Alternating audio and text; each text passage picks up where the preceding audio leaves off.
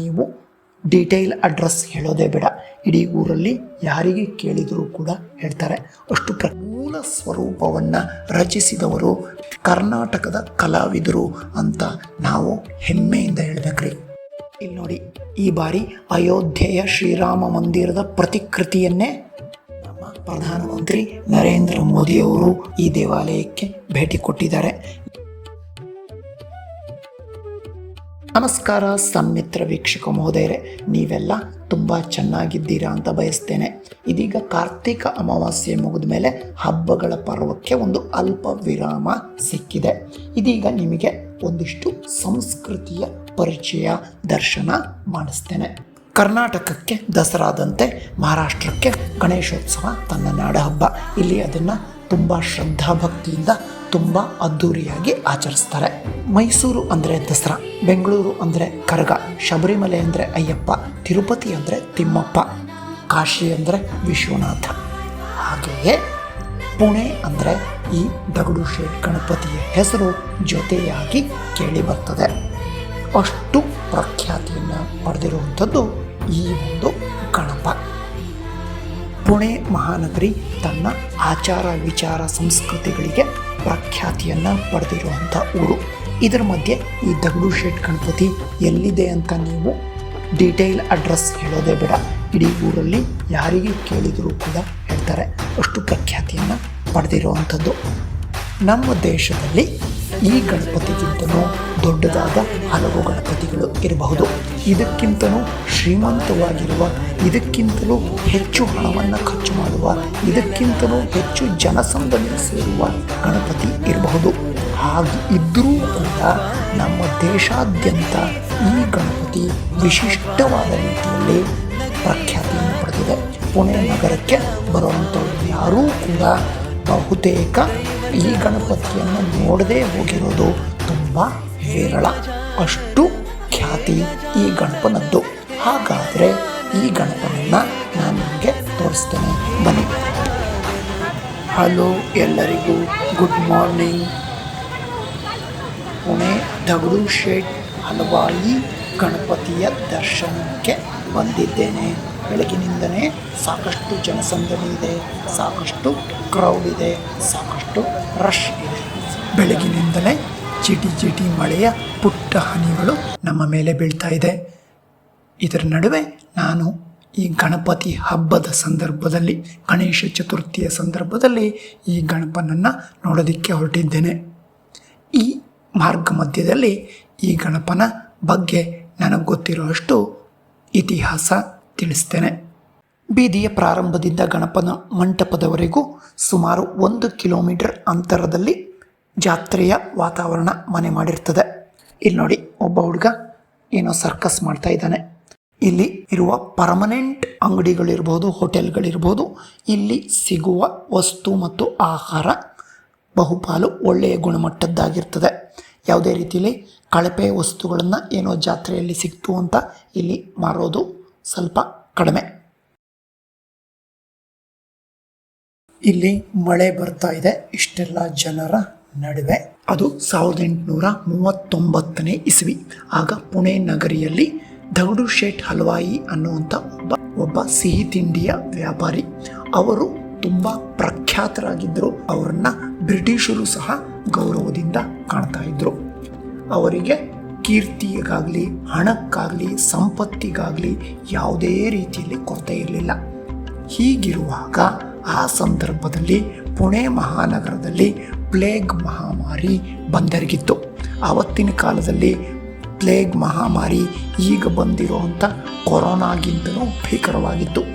ದುರದೃಷ್ಟವೋ ಎನ್ನುವಂತೆ ಇವರಿಗೆ ಇದ್ದಂತಹ ಏಕೈಕ ಪುತ್ರನನ್ನು ಈ ಪ್ಲೇಗ್ ಮಹಾಮಾರಿ ಬಲಿ ಪಡೆದುಬಿಡ್ತು. ಇದರಿಂದ ಈ ಒಂದು ದಗಡು ಶೇಟ್ ದಂಪತಿಗಳು ತುಂಬ ದುಃಖಿತರಾದರು. ಆಗ ಬಲ್ಲವರು ಒಬ್ಬರು ಸಲಹೆಯನ್ನು ಕೊಟ್ಟರಂತೆ, ನೀವು ಯಾಕೆ ಒಂದು ಗಣಪತಿಯನ್ನು ದತ್ತು ಪಡಿಬಾರ್ದು ಅಂತ. ಅದೇ ರೀತಿಯಾಗಿ ಈ ಲಕ್ಷ್ಮೀಬಾಯಿ ಮತ್ತು ದಗಡು ಶೇಟ್ ಹಲ್ವಾಯಿ ದಂಪತಿಗಳು ಗಣಪತಿ ಬಪ್ಪನನ್ನು ತನ್ನ ದತ್ತು ಪುತ್ರನಂತೆ, ತನ್ನ ಮಗನಂತೆಯೇ ಭಾವಿಸಿದರು. ಅದೇ ರೀತಿಯಲ್ಲಿ ಆಚಾರಗಳನ್ನು ಹಲವು ವರ್ಷಗಳ ಕಾಲ ಮುಂದುವರಿಸಿಕೊಂಡು ಹೋದರು. ಈ ಮೂಲಕವಾಗಿ ಈ ಪ್ರದೇಶ ಶ್ರೀಮಂತ ದಗಡು ಶೇಠ್ ಹಲ್ವಾಯಿ ಗಣಪತಿ ಅಂತ ಪ್ರಖ್ಯಾತಿಯನ್ನು ಪಡೆಯಿತು. ಆದರೆ ಅಲ್ಲಿ ಮತ್ತೊಂದು ಸಮಸ್ಯೆ ಎದ್ದು ಬಂದಿತ್ತು. ಆಗ ಬ್ರಿಟಿಷರ ಒಂದು ರಾಜ್ಯಭಾರ ನಡೀತಾ ಇತ್ತು. ಅವರು ಭಾರತೀಯರ ಮೇಲೆ ಹಲವು ರೀತಿಯ ದೌರ್ಜನ್ಯಗಳನ್ನು ಮಾಡ್ತಾ ಇದ್ರು. ಹೀಗಿರುವಾಗ 1857 ವಾರ್ ನಡೆದಿತ್ತು. ಆ ಒಂದು ಯುದ್ಧದ ನಂತರ ಬ್ರಿಟಿಷರಿಗೆ ಅದರ ಬಿಸಿ ತಟ್ಟಿತ್ತು. ಆಗ ದೇಶಾದ್ಯಂತ ಕರ್ಫ್ಯೂ ರೀತಿಯ ವಾತಾವರಣ ಇತ್ತು. ಜನರನ್ನು ಒಟ್ಟು ಸೇರೋದಿಕ್ಕೆ, ಗುಂಪುಗೂಡೋದಿಕ್ಕೆ ಬಿಡ್ತಾನೇ ಇರಲಿಲ್ಲ. ಆಗ ನಮ್ಮ ದೇಶದಲ್ಲಿ ಶುರುವಾಗಿದ್ದೇ ಒಂದು ಹೊಸ ರೀತಿಯ ಚಳುವಳಿ. ಅದು ಲೋಕಮಾನ್ಯ ಬಾಲಗಂಗಾಧರ ತಿಲಕ್ ಅವರಿಂದ ಪ್ರಾರಂಭವಾದಂಥ ಗಣೇಶೋತ್ಸವ. ಇದೇ ಪುಣೆ ನಗರಿಯಲ್ಲಿ ಬೀದಿ ಬೀದಿಯಲ್ಲಿ, ಮನೆ ಮನೆಯಲ್ಲಿ, ಗಲ್ಲಿ ಗಲ್ಲಿಯಲ್ಲಿ, ಪ್ರತಿಯೊಂದು ಮೈದಾನದಲ್ಲಿಯೂ ಕೂಡ ಗಣೇಶೋತ್ಸವ, ಗಣಪತಿ ಕಂಡುಬಂದು ರಾರಾಜಿಸೋದಕ್ಕೆ ಪ್ರಾರಂಭ ಆಯಿತು. ಈ ಮೂಲಕ ನಮ್ಮ ದಗಡು ಶೇಠ್ ಹಲ್ವಾಯಿ ಗಣಪತಿಯ ಪ್ರಖ್ಯಾತಿ ಇನ್ನೂ ಮೇಲಕ್ಕೇರಿತು ಮತ್ತು ಇದು ತುಂಬ ಒಂದು ಆಕರ್ಷಣೀಯ ಕೇಂದ್ರ ಬಿಂದು ಆಯಿತು.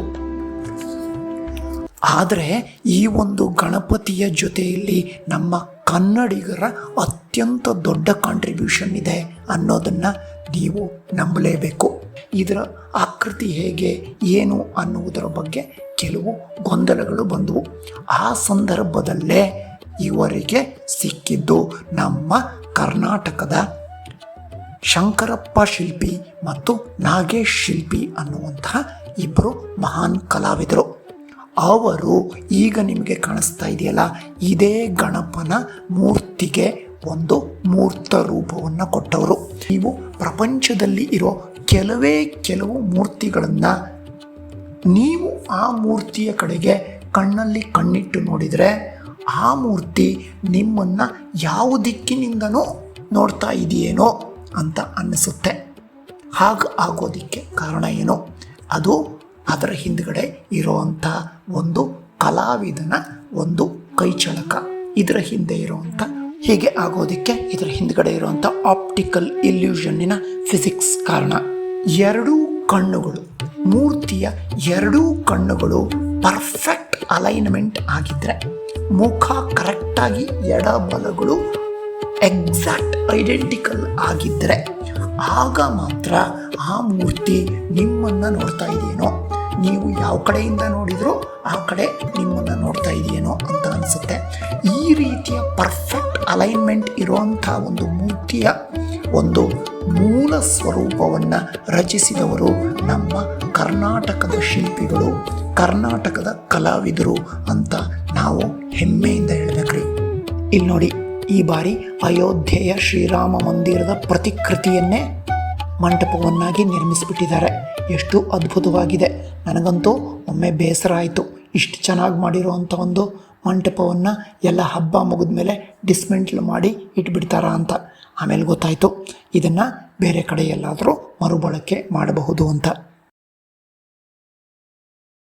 ನಮ್ಮ ಪ್ರಧಾನಮಂತ್ರಿ ನರೇಂದ್ರ ಮೋದಿಯವರು ಈ ದೇವಾಲಯಕ್ಕೆ ಭೇಟಿ ಕೊಟ್ಟಿದ್ದಾರೆ. ಈ ಗಣಪನ ಒಂದು ಪರ್ಮನೆಂಟ್ ಮಂದಿರ ಈ ಕಡೆಯಲ್ಲಿದೆ. ಇಲ್ಲಿ ನೀವು ವರ್ಷ ಪೂರ್ತಿ ನೋಡಿದರೆ ಜನಸಂದಣಿ ಇರ್ತದೆ. ಈ ಪ್ರದೇಶದಲ್ಲಿ ನೀವು ಎಲ್ಲ ರೀತಿಯ ಸೆಕ್ಯುರಿಟಿ ಚೆಕಪ್ಪನ್ನು ಮುಗಿಸ್ಬಿಟ್ಟು ಒಳಗಡೆ ಹೋಗಬೇಕು. ಗಣಪನ ಮೂರ್ತಿಗೆ ಎದುರುಗಡೆ ಇಂದ ಫೋಟೋ ತೆಗೆಯೋದಕ್ಕೆ ಅವಕಾಶ ಇರೋದಿಲ್ಲ. ಸದಾ ಇಲ್ಲಿನ ಒಂದು ಆರತಿ, ಪೂಜೆ, ನೈವೇದ್ಯ ಇವುಗಳನ್ನು ನೋಡೋದಕ್ಕೆ ತುಂಬ ಚೆನ್ನಾಗಿ ಇರ್ತದೆ. ನೀವೇನಾದರೂ ಅನಂತ ಚತುರ್ದಶಿಯ ದಿನ ಗಣಪತಿ ಬಿಡೋ ದಿವಸ ಇಲ್ಲಿಗೆ ಬಂದುಬಿಟ್ರೆ ಗಣಪತಿಯ ಮೆರವಣಿಗೆಯನ್ನು ನೋಡೋದೇ ಒಂದು ಕಣ್ಣಿಗೆ ಹಬ್ಬ. ಆದರೆ ನನ್ನ ಮುಂದಿನ ವಿಡಿಯೋದಲ್ಲಿ ಬೇರೆ ಏನೇನು ಇಲ್ಲಿ ವೈಶಿಷ್ಟ್ಯ ಇದೆ ಅನ್ನೋದನ್ನು ತಿಳಿಸ್ತೇನೆ.